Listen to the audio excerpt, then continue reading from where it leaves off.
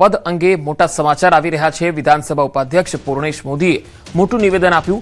ચૈતર વસાવા હવે ધારાસભ્ય ન ગણાય તેવું તેમણે કહ્યું। જે ક્ષણે ચુકાદો આવ્યો ત્યારે જ સભ્યપદ રદ ગણાય। 2 વર્ષથી વધુ સજા થાય એટલે પદ આપોઆપ રદ થાય। હવે ચૈતર વસાવા ધારાસભ્ય ગણાયા જ નહીં તેવું તેમણે કહ્યું છે। 6 વર્ષ સુધી ચૂંટણી નહીં લડી શકે ચૈતર વસાવા એવું પૂર્ણેશ મોદીએ જણાવ્યું। લીગલ સેલ મારફતે દરખાસ્ત આવશે ત્યારે પ્રક્રિયા પૂર્ણ થશે। કાયદામાં ખૂબ જ સ્પષ્ટ જોગવાઈ છે।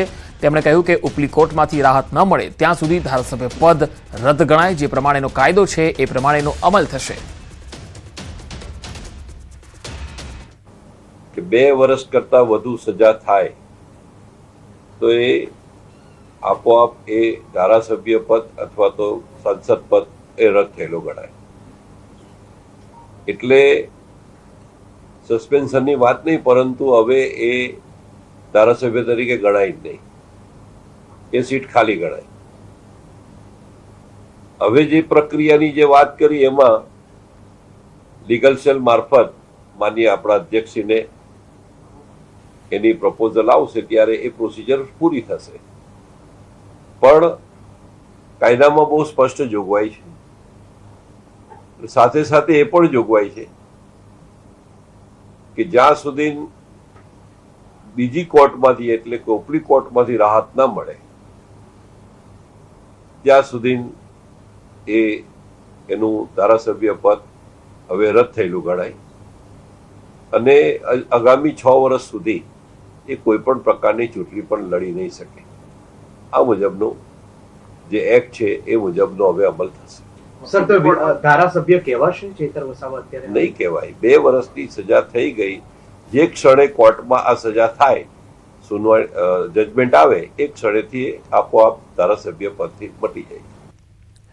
તો ચૈતર વસાવાને સજા પર અરવિંદ કેજરીવાલે પ્રતિક્રિયા આપી। કૌભાંડોનો પર્દાફાશ કરતા ફટકારાઈ સજા એવું તેમણે કહ્યું।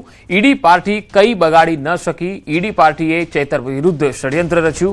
ખોટો કેસ કરીને સજા ફટકારવામાં આવી।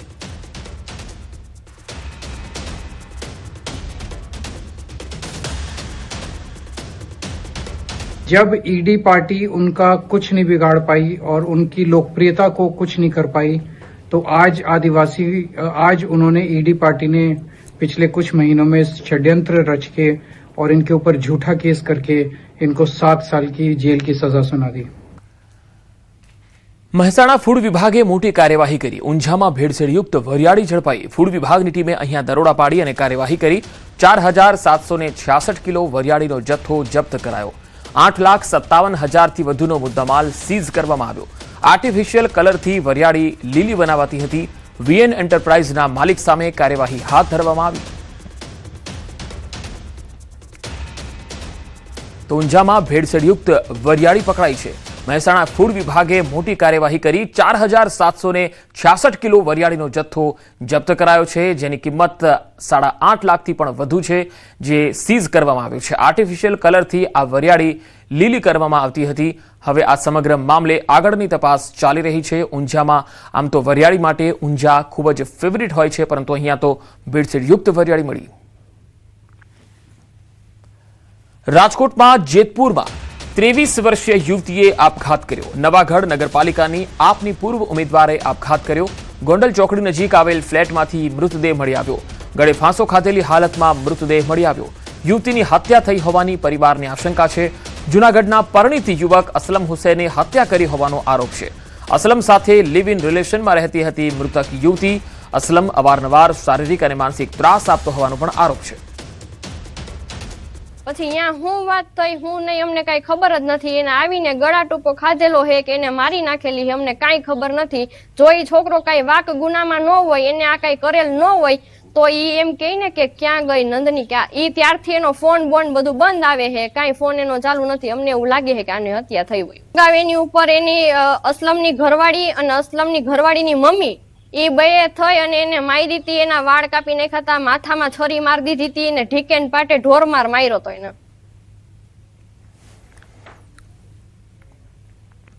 ગીર સોમનાથના ગીર ગઢડા તાલુકાના જામવાડા ગીર વિસ્તારમાં એક યુવકની હત્યાનો બનાવ સામે આવ્યો. અહીં શિંગોડા નદીના કાંઠા વિસ્તારમાં ખેતરમાંથી યુવકને મૂઢમાર મારેલી હાલતમાં મૃતદેહ મળી આવ્યો.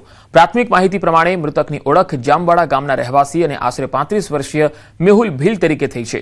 મૃતદેહ પર જોવા મળેલી ઈજાઓને આધારે પોલીસને આશંકા છે કે અજાણ્યા શખ્સો દ્વારા મેહુલ પર પથ્થર તેમજ મૂઢમાર મારીને હત્યા કરવામાં આવી હોઈ શકે. આ ઘટનાને લઈને મૃતકના ભાઈએ 5 વ્યક્તિઓ સામે ફરિયાદ નોંધાવી છે. પોલીસે તાત્કાલિક કાર્યવાહી કરતા 3 શંકાસ્પદ વ્યક્તિઓની અટકાયત કરી તેમની સઘન પૂછપરછ શરૂ કરી છે.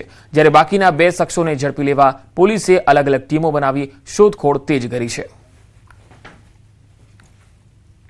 ફરિયાદી હિતેશભાઈ હકુભાઈ વડવાતર જે તેઓના ભાઈ છે, તેઓએ પોલીસ રૂબરૂ ફરિયાદ આપતા આ ઈસમ ગઈકાલે તેના 5 મિત્રો સાથે આ સ્થળે ભેગા થયેલા હોય અને કોઈ અગમ્ય કારણોસર ઝઘડો થતા તેઓની વચ્ચે ઝઘડો થતા 5 ઈસમોએ એમની હત્યા નિપજાવેલી છે.